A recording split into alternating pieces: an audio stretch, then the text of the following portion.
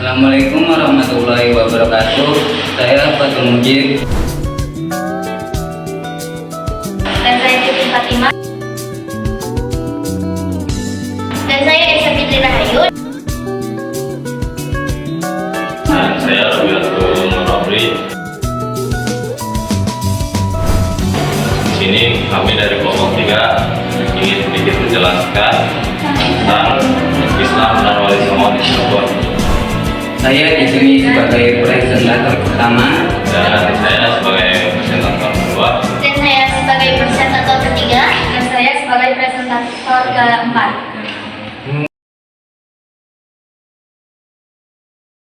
Assalamualaikum warahmatullahi wabarakatuh.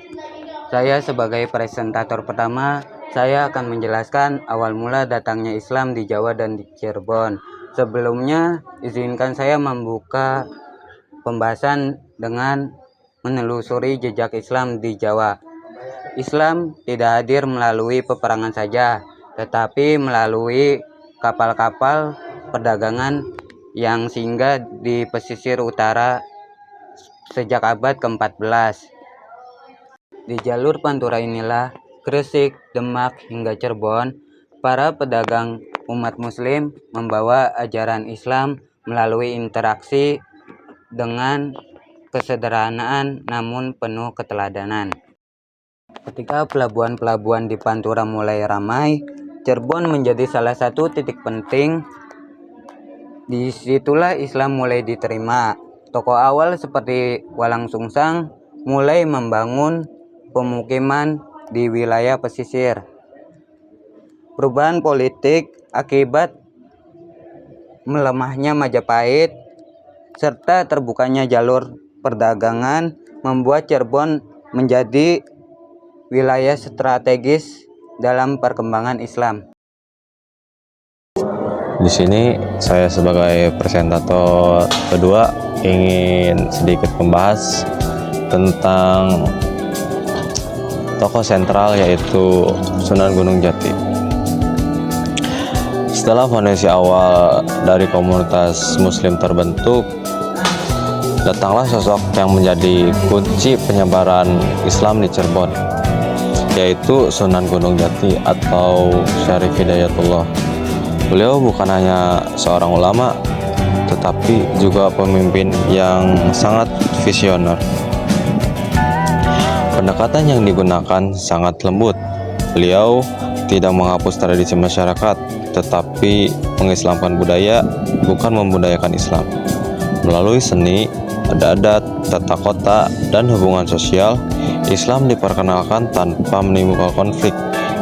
Di bawah kepemimpinan Sunan Gunung Jati pula, Cirebon berkembang menjadi Kesultanan Islam, pusat dakwah, dan pusat perdagangan yang semakin kuat. Proses Islamisasi di Cirebon berjalan melalui beberapa cara, dari pandangan perdagangan yang menghubungkan Cirebon dengan dunia muslim, hingga pernikahan politik yang memperkuat legitimasi Islam di kalangan elit. Dakwah kultural menjadi ciri khas Cirebon, wayang, gamelan, arsitektur masjid, hingga tradisi upacara rakyat semuanya disesuaikan dengan nilai Islam tanpa menghilangkan unsur lokal. Perubahan sosial pun mulai tampak, identitas masyarakat perubahan menjadi masyarakat Islam pesisir, tetapi tetap menjaga unsur adat, tradisi ziarah, perayaan keagamaan, dan seni bercorak Islam menjadi bagian dari kehidupan sehari-hari.